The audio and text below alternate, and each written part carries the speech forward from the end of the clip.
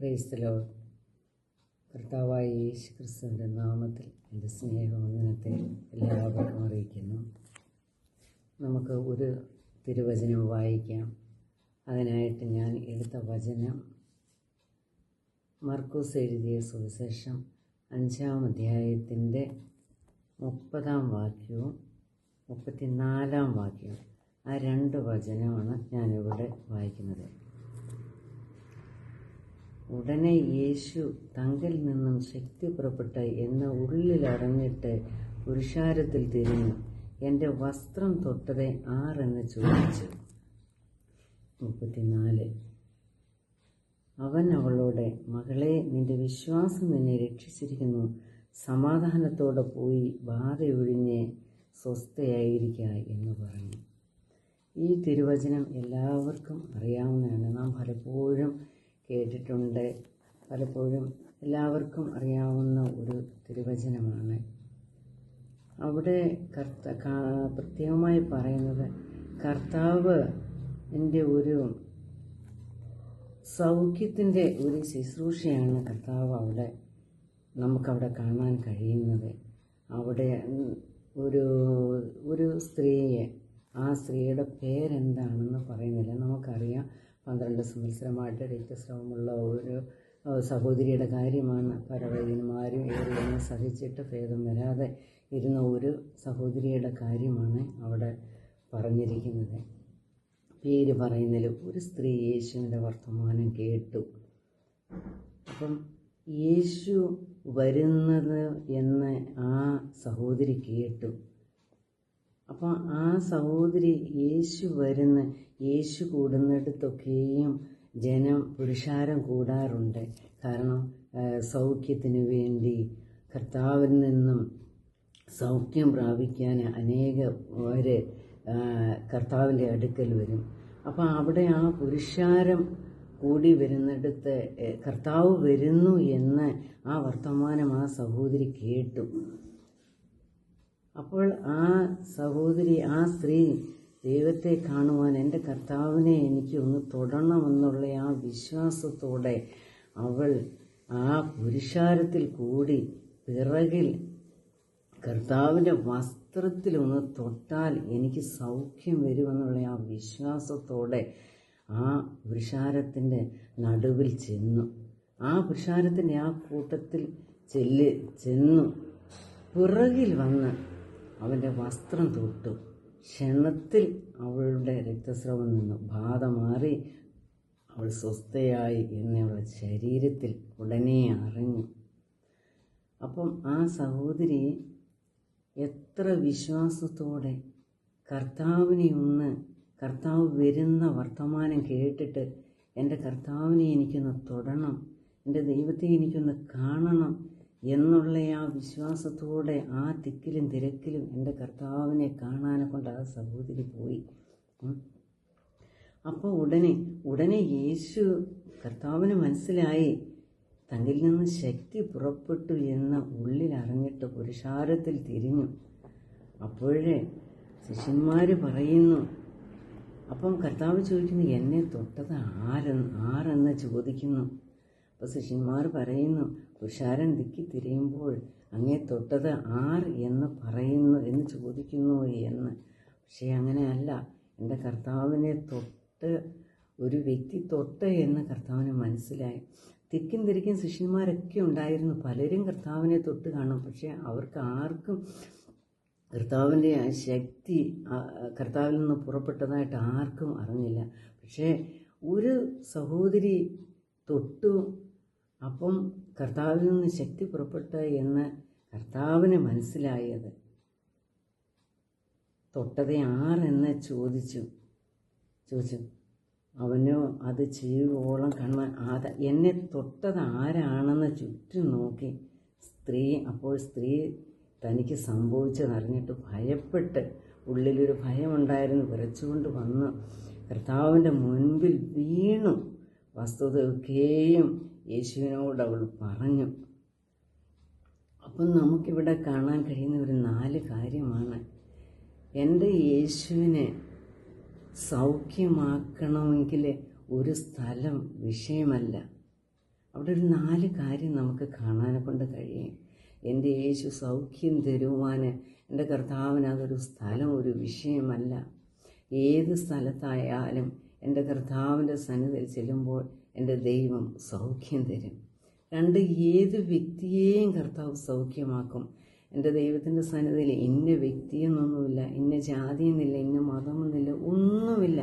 എൻ്റെ കർത്താവിൻ്റെ സന്നിധിയിൽ ആവശ്യഭാരത്തോടെ, വിശ്വാസത്തോടെ, അത് ഏത് വ്യക്തിയാ ചെല്ലുന്ന കർത്താവിൻ്റെ സന്നിധിയിൽ ചെന്നെത്തിയാൽ ആ വ്യക്തിക്ക് അവിടെ സൗഖ്യമുണ്ടാകും. 3, ഏത് രോഗത്തെയും എൻ്റെ യേശു സൗഖ്യമാക്കുന്ന ദൈവമാണ്. ഇന്ന രോഗമെന്നില്ല, ഇന്ന രോഗത്തെ മാത്രമാണ് യേശുപ്പച്ചൻ സൗഖ്യമാക്കുമെന്നില്ല. ഏത് രോഗത്തെയും വിശ്വാസത്തോടെ കർത്താവിൻ്റെ സന്നിധിയിൽ ചെല്ലുമ്പോൾ അതെൻ്റെ യേശു സൗഖ്യമാക്കുന്നതാണ്. 4, യേശുവിന് സമയം അതൊരു വിഷയമല്ല. എൻ്റെ യേശുവിൻ്റെ സന്നിധിയിൽ നമുക്കൊരു സമയം എൻ്റെ കർത്താവിന് അത് വിഷയമല്ല. കർത്താവിൻ്റെ സന്നിധിയിൽ നാം വിശ്വാസത്തോടെ, പ്രാർത്ഥനയോടെ ഏത് സമയത്തും എൻ്റെ കർത്താവിൻ്റെ സന്നിധിയിൽ നമുക്ക് ചെല്ലാം. കർത്താവിൻ്റെ സന്നിധിയിൽ നമുക്ക് ചെന്ന് സങ്കടം ബോധിപ്പിച്ച് കരയാം. അതിന് കർത്താവിന് അതിന് ഒരു സമയം ഒന്നും ഒരു വിഷയമല്ല. ഹൃദയത്തിൻ്റെ വേദന അറിയുന്ന ഹൃദയഭാരത്തോടെ കർത്താവിൻ്റെ സന്നിധിയിൽ ഏതൊരു വ്യക്തി ചെല്ലുന്നോ ആ വ്യക്തി അത് ഏതാവശ്യമായി, അത് രോഗമാകട്ടെ, ദുഃഖമാവട്ടെ, പ്രയാസമാവട്ടെ, നിരാശയാകട്ടെ, എന്ത് വിഷയമായാലും നാം ദൈവത്തിൻ്റെ സന്നിധിയിൽ വിശ്വാസത്തോടെ നാം ചെല്ലുമ്പോൾ നമ്മോടടുത്ത് വന്ന് നമ്മുടെ രോഗത്തിന് സൗഖ്യം തരുന്ന, നമ്മുടെ പ്രയാസങ്ങൾക്ക് അത് ആശ്വാസം തരുന്ന, നമുക്ക് സമാധാനം തരുന്ന ഒരു ദൈവമാണ്. ആ ദൈവത്തിൻ്റെ സന്നിധിയിൽ നാം വിശ്വാസത്തോടെ നാം ചെല്ലണം. സങ്കീർത്തനങ്ങളുടെ പുസ്തകം 139 അതിൽ ഇപ്രകാരം നമുക്ക് കാണാം. ദാവീദിൻ്റെ ഒരു സങ്കീർത്തനമാണ്. യഹോവേ, അങ്ങനെ ശോധന ചെയ്ത് അറിഞ്ഞിരിക്കുന്നു, ഞാൻ ഇരിക്കുന്നതും എഴുന്നേൽക്കുന്നതും അങ്ങ് അറിയുന്നു. എൻ്റെ നടപ്പും ഇരിപ്പും എല്ലാം, എൻ്റെ നിരൂപണങ്ങളൊക്കെയും എൻ്റെ ദൈവം ദൂരത്ത് നിന്നും അറിയുന്നു എന്ന സങ്കീർത്തനത്തിൽ പറയുന്നു. നമ്മുടെ ഹൃദയത്തിൻ്റെ വിചാരങ്ങളെ, നമ്മുടെ ഹൃദയത്തിൻ്റെ അവസ്ഥ, നമ്മുടെ ഹൃദയത്തിൻ്റെ ഞെരുക്കത്തെ അറിയുന്ന, നമ്മുടെ ഹൃദയത്തിൻ്റെ ഭാരത്തെ ഒരു നല്ല ദൈവത്തിൻ്റെ സന്നിധിയിലായിരിക്കുമ്പോൾ ഏത് രോഗമായാലും, ഏത് പ്രയാസമായാലും, ഏത് നിരാശയായാലും നമ്മെ നന്നായി അറിയുന്ന ആയിക്കോടെ സന്നിധിയിൽ നമ്മുടെ ആവശ്യഭാരത്തോടെ, വിശ്വാസത്തോടെ നാം ചെല്ലണം. അപ്പോൾ ദൈവത്തിൽ നിന്ന് നമുക്ക് സൗഖ്യം കിട്ടും, മറുപടി കിട്ടും, സമാധാനം കിട്ടും. അതാണ് 34-ാമത്തെ വാക്യം പറയുന്നു. യേശു അവളോടെ, മകളെ, നിന്റെ വിശ്വാസം നിന്നെ രക്ഷിച്ചിരിക്കുന്നു, സമാധാനത്തോടെ പോയി ബാധയൊഴിഞ്ഞ് സ്വസ്ഥയായിരിക്കുക എന്ന്. അവിടെ നമ്മെ ആരും അറിഞ്ഞില്ലെങ്കിലും അവിടെ നമുക്ക് ആ മേളിൽ കാണാൻ കഴിയും, ഒരു സ്ത്രീ വന്നു എന്നാണ്. അപ്പോൾ അവിടെ പേര് പറയുന്നില്ല. അപ്പം ലാസ്റ്റിൽ പറയുന്നു, കർത്താവ് ആ സഹോദരിയെ വിളിച്ചത്, മകളെ, നിന്റെ വിശ്വാസം നിന്നെ രക്ഷിച്ചിരിക്കുന്നു എന്ന്. നമ്മളെ മകളെ, മകനെ എന്ന് നമ്മളെ വിളിച്ച് നമുക്ക് ആ സമാധാനം തരുന്ന ഒരു നല്ല ദൈവം നമുക്കുണ്ട്. നമ്മെ ഈ ലോകത്തിൽ ആരും നമ്മെ അറിയത്തില്ലായിരിക്കും. നമ്മുടെ മാതാപിതാക്കളോ, നമ്മുടെ സഹോദരങ്ങളോ, നമ്മുടെ മക്കളോ, നമ്മുടെ ഹൃദയത്തെ അറിയുന്നത് ഈ ലോകത്തിൽ ആരും തന്നെയില്ല, നമ്മുടെ ദൈവമല്ലാതെ. ആ ദൈവത്തിൻ്റെ സന്നിധിയിൽ നാം ചെന്നിരിക്കുമ്പോൾ ആ കർത്താവ് നമ്മെ വിളിക്കുകയാണ്, മകളെ, നിന്റെ വിശ്വാസം നിന്നെ രക്ഷിച്ചിരിക്കുന്നു, നീ സമാധാനത്തോടെ പോകാം, ബാധയൊഴിഞ്ഞ് സ്വസ്ഥയായിരിക്കാം. അപ്പോൾ അതുവരെയും അവൾ ബാധയുള്ളവളായി, അവൾ ഒരു രോഗാവസ്ഥയിലൂടെ കടന്നുപോയാണ്.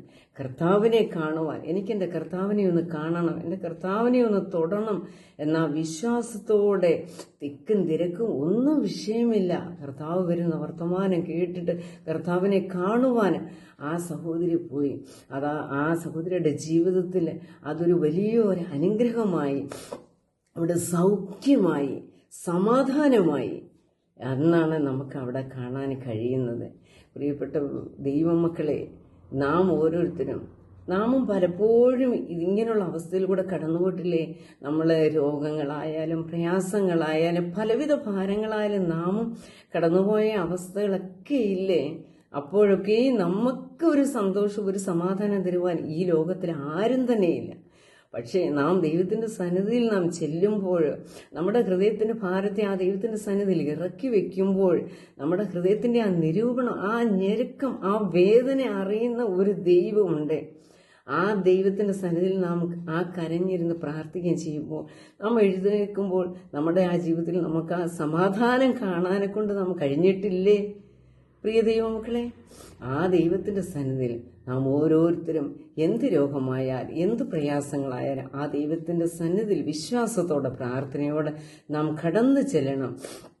ആ ദൈവം നമുക്ക് നമ്മുടെ എന്ത് രോഗത്തിനായാലും എന്ത് പ്രയാസനായാലും ദൈവം നമുക്ക് അത് സൗഖ്യം തരും. എൻ്റെ കർത്താവിന് സൗഖ്യം തരുവാന് ഒരു സ്ഥലം വിഷയമല്ല, അത് ഏത് വ്യക്തിയെന്നില്ല, ഏത് രോഗമെന്നില്ല, സമയമെന്നില്ല. നാം ദൈവത്തിൻ്റെ സന്നിധിയിൽ വിശ്വാസത്തോടെ, പ്രാർത്ഥനയോടെ, എൻ്റെ ദൈവത്തെ എനിക്ക് കാണണം, എൻ്റെ ദൈവത്തെ എനിക്കൊന്ന് തൊടണം, എൻ്റെ ദൈവത്തെ എനിക്ക് നന്നായി ഒന്ന് അറിയണം, നമ്മുടെ ഹൃദയത്തിൻ്റെ ആ വേദനയോടുകൂടി കർത്താവിൻ്റെ സന്നിധിയിൽ നാം ഓരോരുത്തരും ചെല്ലുവാൻ ഇടയായി തീരട്ടെ.